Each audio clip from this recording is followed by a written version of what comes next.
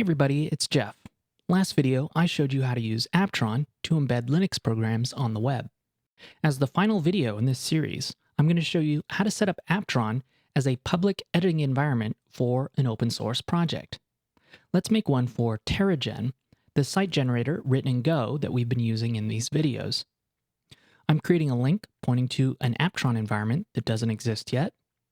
And in another tab, we'll make that environment, making sure it's public so others can access it. And to set up this environment, we're just going to git clone the Taragen repo into the persistent project directory. Then we'll create an nvarc dot file in the project root to customize the terminal experience for visitors to this environment. As an example, we'll just provide instructions on how to build the project. We'll also source etc go profile, a built-in script that installs and sets up Go.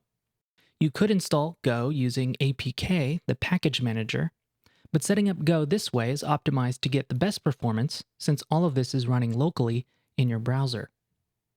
And that's all we need. We'll try following the link in an incognito tab to simulate not being logged in. I should note that first-time visitors will have a slightly longer load time as it downloads this small but still big for the web Apptron system bundle. And then getting the prompt might take an extra moment this first time because our nvarc file is setting up Go, which downloads another bundle.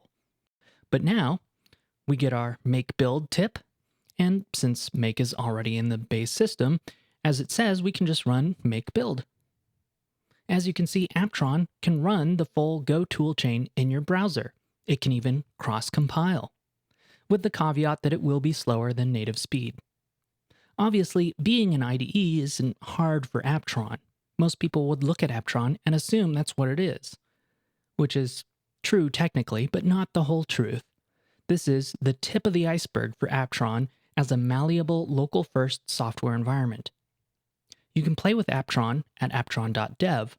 The source is on GitHub, and if you're curious and want to keep learning more, subscribe and hit the bell to get notified when more videos are up.